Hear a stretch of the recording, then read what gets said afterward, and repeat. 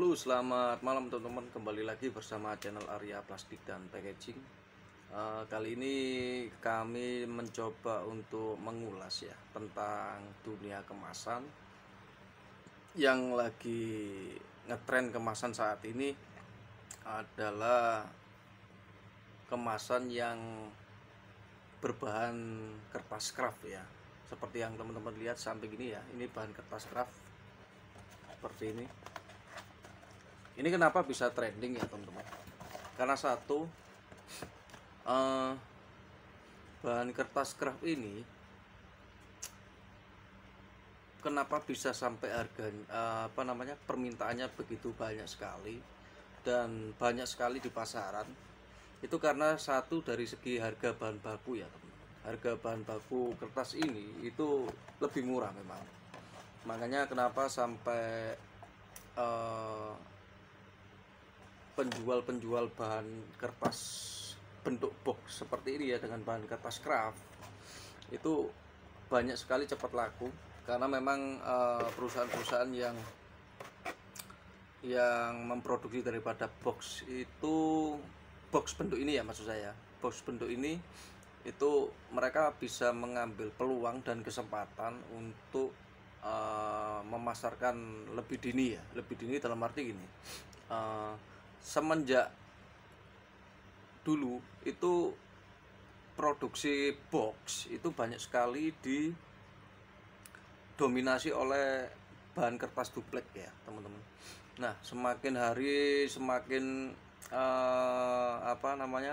semakin bulan harga bahan baku duplek itu semakin mahal ya teman-teman. Jadi banyak sekali pengusaha-pengusaha percetakan itu mereka mencari alternatif dalam menjalankan bisnis percetakan. Mereka mengakali dengan pakai bahan kraft ya, seperti ini ya, bahan kraft itu banyak sekali karena memang permintaan pasar itu sangat-sangat menarik ya. Permintaan pasar itu menarik karena memang salah satu faktor yang membuat daya beli daripada box dengan bahan kertas kraft ini sangat banyak sekali ya teman-teman. Kenapa sampai banyak sekali pembeli itu karena memang harganya murah ya teman-teman. Harganya murah sekali dengan bahan kraft ini, dan dari segi kualitasnya pun nggak beda jauh dengan bahan duplek. Jadi kenapa saat ini itu banyak sekali beralih ke produk dengan bahan kraft. Sebenarnya kalau saya analisa, boleh saya katakan itu bahan kraft itu mulai trending itu sekitar 1 tahun yang lalu kurang lebih ya. Jadi sekarang 2021 2020-an itu sudah mulai ada pengusaha percetakan yang sudah memproduksi dengan bahan kraft ya. Tapi kraft yang model seperti ini ya, tapi kalau sebelum model seperti ini itu sebenarnya sudah ada teman-teman. Jadi ada yang kraft itu kraft linear ya, dalam arti beda bahannya dengan seperti ini ya. Sayangnya saya tidak punya, ini bentar. Nah ini kraft juga, tapi bedanya kalau ini dia kraftnya kraft impor ya bahannya, kan terlihat jelas ya perbedaannya ya teman-teman. Nah ini agak coklatnya agak mengkilap, kalau ini full coklat ya, jadi bukan coklat mengkilat ya, boleh dikatakan coklat muda lah kasarannya seperti itu ya. Kalau ini coklat tua ya. Nah ini bentuknya hampir sama seperti bahan corrugated atau e-flute ya, boleh dikatakan e-flute seperti ini. Cuman bedanya kalau kraft ini kebanyakan mayoritas ada laminasinya di dalamnya ya teman. Nah kenapa bisa trending? Karena memang dari faktor harga ya teman-teman ya, itu berpengaruh sekali. Harga bahan baku itu berpengaruh sekali terhadap produktivitas daripada pengusaha-pengusaha percetakan yang notabene untuk melakukan pendistribusian ke toko-toko ya. Itu banyak sekali beralih ke model kemasan seperti ini. Jadi sekarang emang lagi ngetrennya ke sana. ya, lagi ngetrennya ke sana karena bahan ini itu hampir sama dengan duplek gitu, cuman dia lebih apa ya, lebih kokoh. Tapi ya tergantung sih untuk gramatur ya. Ini gramaturnya sekitar 300-an ini, 300 graman ini. Ini agak tebel ini. Jadi dia kaku. Ada yang lebih tipis lagi ada teman-teman. Nah ini agak lebih tipis. Tapi ini bahan craft dengan apa ya? Boleh dikatakan craft impor ya. Jadi dia lebih muda warna coklatnya ketimbang yang model seperti ini ya. Nah, saat ini untuk kebutuhan yang banyak sekali dibutuhkan di dunia kemasan, khususnya kuliner ya, makanan itu banyak sekali memakai seperti box-box yang dengan bahan craft. Itu kenapa? Karena memang salah satu faktornya adalah harga ya.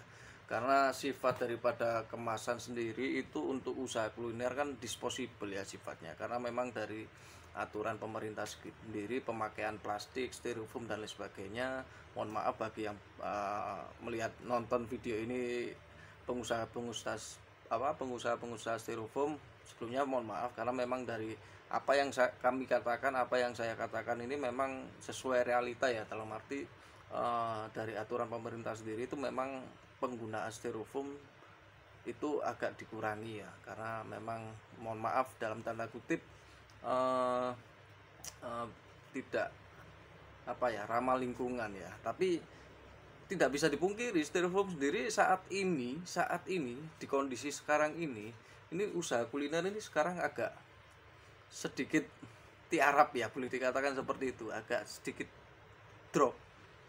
Nggak tahu ini lagi masa-masa pemulihan daripada pandemi ini atau ada faktor lain yang mempengaruhi daripada penurunan omset penjualan usaha kuliner dari teman-teman ya.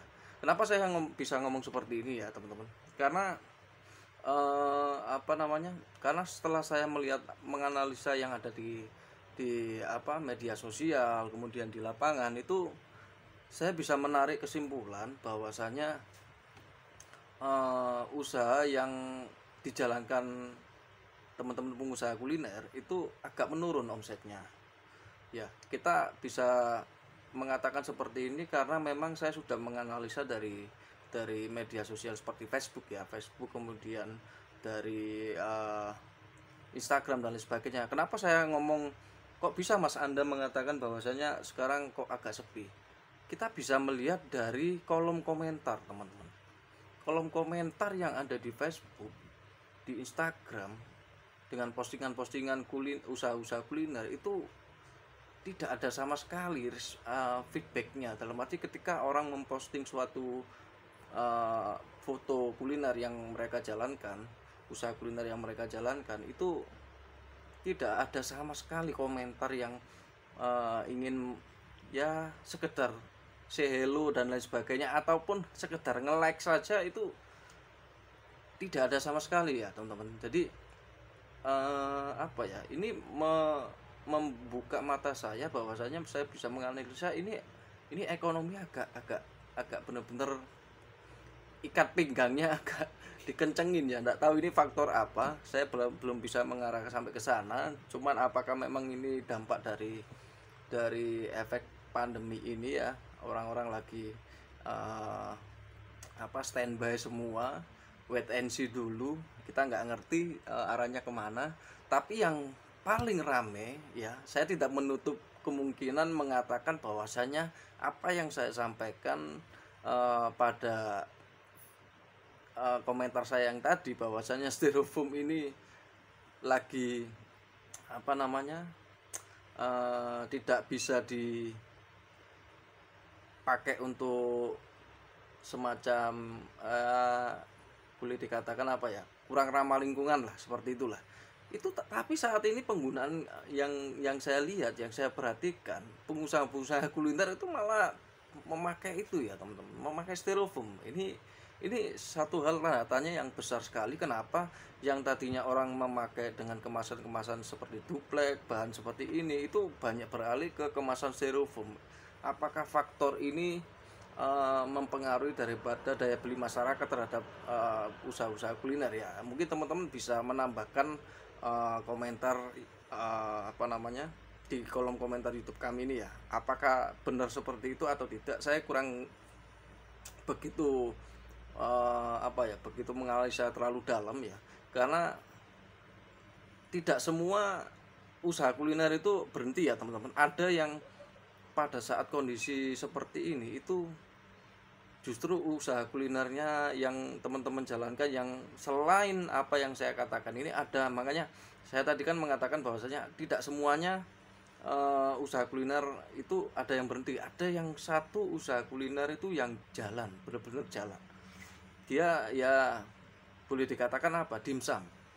Ya, ini saya ngomong aja ya, usaha kuliner yang benar-benar jalan sekarang ini apa? Dimsum, teman-teman. Ya, dimsum ini dengan kondisi yang usaha kuliner seperti yang apa yang saya sampaikan tadi agak tiarap, itu seperti halnya kayak jualan makanan dan minuman dan lain sebagainya, itu agak tiarap semua. Ini yang lagi ngetren sekarang itu dimsum ya teman-teman. Jadi ini saya tidak membahas dimsumnya, tapi lebih membahas ke kemasannya ya teman-teman. Nah, ini ada sangkut pautnya dengan apa yang saya lihat di media sosial ya. Banyak sekali yang orang-orang itu memakai kemasan yang tadinya duplek. Ini kembali lagi ke topik awal bahwasanya kita pembahasannya tentang masalah kemasan craft ya. Itu yang tadinya duplek itu beralih ke craft karena memang harga bahan duplek itu memang mahal atau tinggi ya. Bahkan tiap hari sekarang gila-gilaan harganya, bisa kurang lebih sekitar 1,5 tahun yang lalu kalau nggak salah itu saya ingat itu harga bahan baku duplek yang tadinya itu katakanlah kisaran, anggap aja ya, saya nggak berani buka karena memang udah lama sekali, anggap aja 1.000 lah, 1.000. Sekarang bisa sampai 2.000 teman-teman. Mungkin bisa dikoreksi ya oleh teman-teman ya, barangkali saya salah, tapi memang ini saya anggap saja dengan harga 1.000 ya, 1,5 tahun yang lalu ya. Karena memang saya melihat trennya itu bahan duplek gila-gilaan tiap hari, bahkan ada kenaikan yang signifikan sekali, berpengaruh sekali terhadap perputaran produksi ya yang teman-teman percetakan jalankan.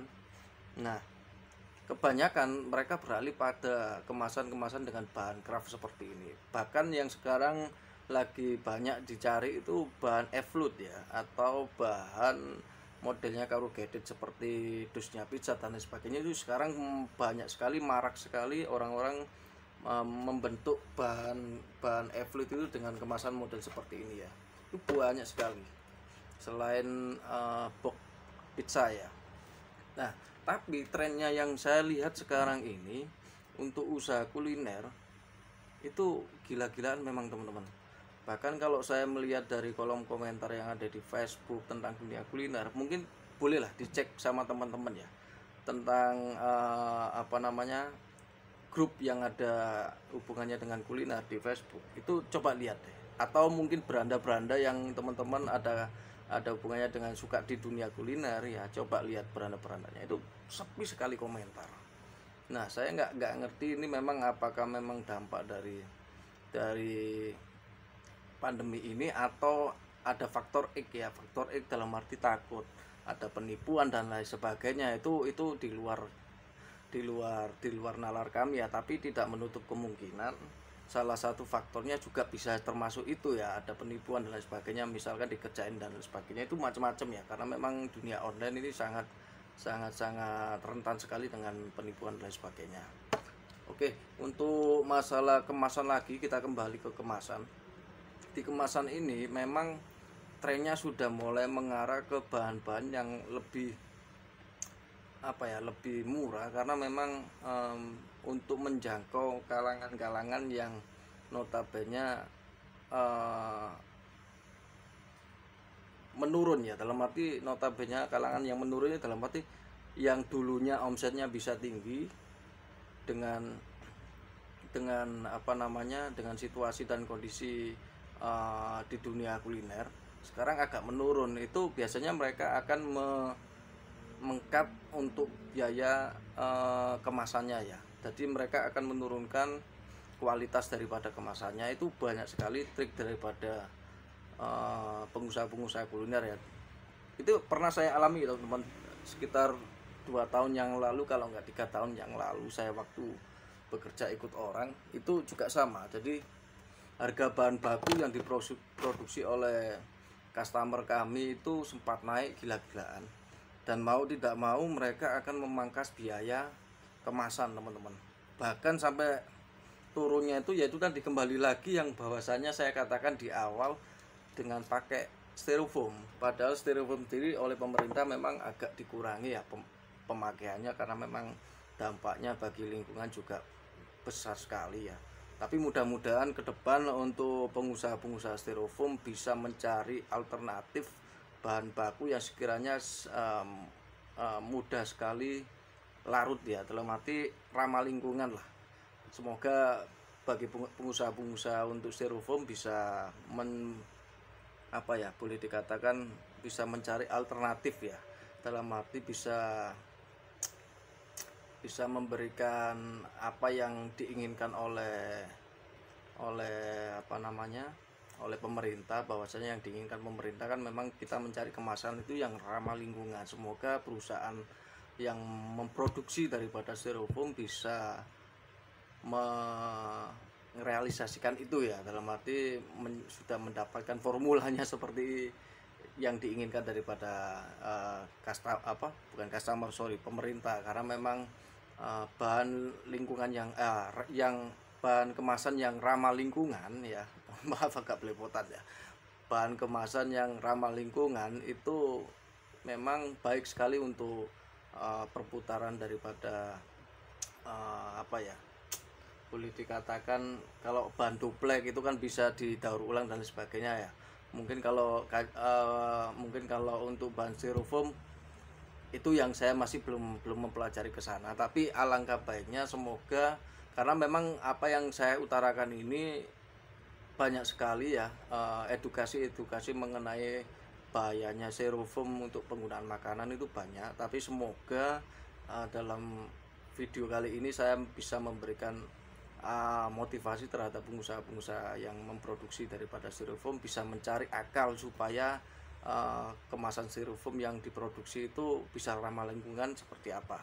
Itu ya mungkin dari video kali ini. Saya tidak bisa panjang lebar ya teman-teman, karena memang kita melihat situasi dan kondisi saat ini memang agak sedikit drop ya untuk usaha kuliner ya, karena memang saya melihat dari kacamata sudut pandang dalam dunia kemasan ya, itu berpengaruh sekali ya. Ketika kemasan itu agak sedikit menurun omsetnya, itu di situ pasti ada dampak yang ditimbulkan oleh pengusaha-pengusaha kuliner. Maksudnya gini, ketika pengusaha kuliner itu agak menurun omsetnya, itu akan berpengaruh pada kemasannya ya. Nah, kemasan baik itu cetak maupun polos ya, itu teman-teman sudah merasakan ya. Bagi teman-teman yang usaha jualan plastik dan lain sebagainya, itu dampaknya kelihatan sekali teman-teman. Oke ya, baik teman-teman, mungkin ada yang perlu ditambahkan oleh teman-teman atau mungkin ada perkataan saya yang salah, mohon dikoreksi ya teman-teman. Di sini saya hanya bisa berbagi pengalaman dan berbagi ilmu wawasan tentang dunia kemasan. Semoga video kali ini bisa bermanfaat ya. Sekiranya ada masukan dari teman-teman mengenai dunia kemasan, itu bisa memberikan komentar ya di kolom komentar YouTube kami, atau mungkin kita bisa sharing sama-sama untuk ke depan di dunia kemasan ini berlakunya seperti apa ya. Oke, baik, itu aja dari kami ya teman-teman. Semoga video ini bermanfaat, dan apabila ada kata-kata saya yang salah atau kurang memuaskan teman-teman, mohon maaf yang sebesar-besarnya. Wassalamualaikum warahmatullahi wabarakatuh.